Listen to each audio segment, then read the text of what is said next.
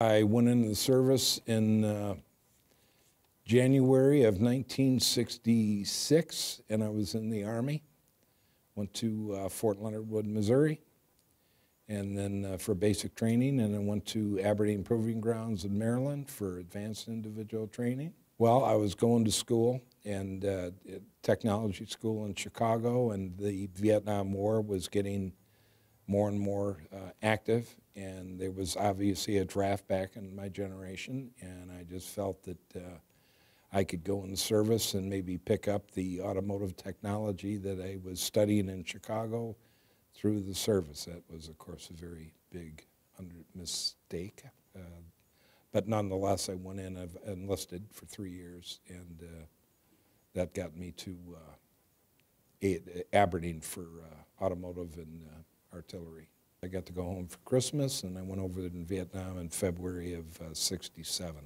Well, I can tell you, coming from Chicago in February or January of '67 when I left was the worst snowstorm they had. And I was lucky to even get out of Chicago at that time.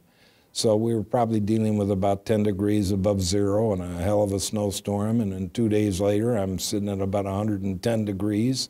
And when we landed, just before we flew into Ben Hoa Air Base, there was all kinds of black smoke. It was early in the morning and fire everywhere, and I thought, oh my God, what are we getting into? And we have no weapons. We're in our khaki uniforms, and it turns out that was the time they, excuse my French, but burned shit. And so they light it with kerosene, and that's what was going on. I looked and smelled, and I thought, oh, what did I do? But shortly thereafter, once we got assigned to a unit, things settled down a little. Your closest call over there, were there some very scary moments?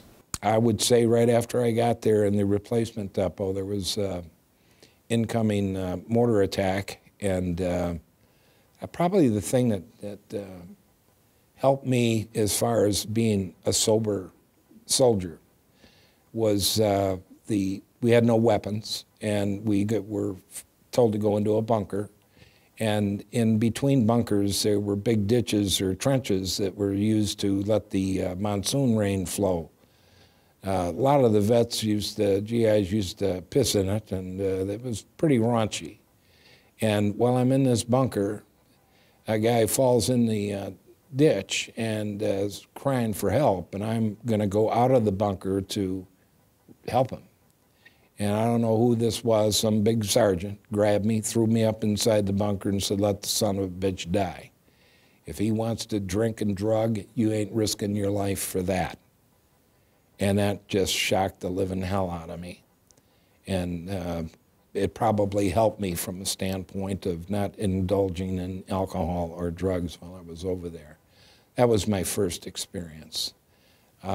Doing guard duty in the villages while the medics performed a medical civic action program for the villagers, I would say was very, very scary because of the eyes and what have you, the people. And another situation was putting claymore mines out when we did guard duty. Generally, we would work from, say, 6 in the morning till 6 at night, and then we'd be on guard duty from 6 at night till 6 in the morning, 2 hours on, 2 hours off.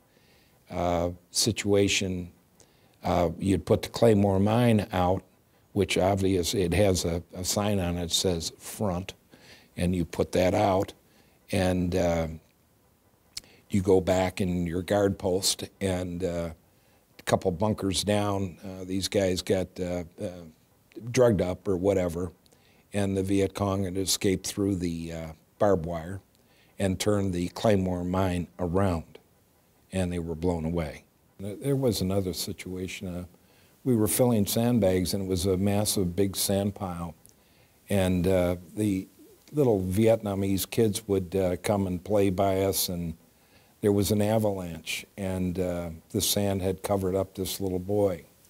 And I and 3 others tried to dig with our hands to save this poor young lad. And as it turned out, by the time we got to him, he was dead. And so we carried him up to the village, and I just couldn't believe it. Nobody really wanted to claim him. I mean, that was a very hard thing. I came from a family of 9. I'm 8th out of 9 kids, and my sister's married and had kids, and still we start seeing this with the children. Another situation was in the village that I was at in Phuc Vinh. I was very fortunate to be able to be around children, and one of the young lads,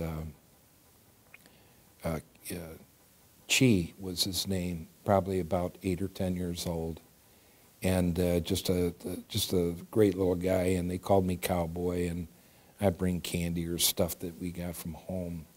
And the next day I couldn't find Chi, and it turned out his father was beheaded and his head was put on a stake outside the village to let the people know that you're not to cooperate and help our U.S. Army. Those were things like that. So, you know, taking all this stuff in and then coming home quickly. I was due to come home on February 12th. We all knew what our discharge, the date of return was. And this was right after the Tet Offense had started. And on February 7th, I got a call from my company commander. I got 2 hours, you're going home. And I thought, this is, in one breath, this is absolutely wonderful. And as life progressed after Vietnam, and I know I'm jumping the gun, but it was years later, one of my son's friends went to the Vietnam Wall in Port Washington, and that particular wall was the first time it had come in our Milwaukee area. I knew where it was at.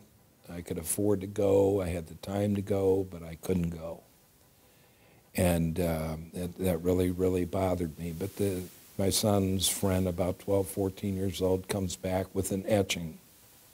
And he said, oh, Mr. Campbell, I'm so proud of you. And for what? Well, I brought this etching from the wall for you. The only thing is, there were 2 Joseph Campbells. I wasn't sure which one was you. And I'm thinking, young man, this is not a wall about the living. And so that was the first time I went on the internet and to the virtual wall to take a look. And I found Joseph Campbell. And he was killed the day before I left. And the reason I went home is because of guys like him that gave their life, that went home in a casket. How fortunate do you feel that you made it? At first, it was really tough. I never wanted to talk about Vietnam. My younger brother went to Vietnam 2 years after I did. We never discussed it. And I became an alcoholic. And it was not good. And I finally went in for help. And I got help. And I would say all that terrible, terrible experience that I never could talk about started to become my best friend, because it allowed me to help other vets. Sobered up. I've been sober over 16 years. Work at the VA every Sunday morning, run an AA meeting with all the vets. And it's things like that that I look upon. While it was bad, I've successfully proved how not to do things. And so my experience, while it was not good, and I don't think it was good for anyone to go from an environment where we might get in trouble for hitting our brother or hitting a neighborhood kid, to an area where it was life or death. And I would just say that looking back, that experience has become my best ally.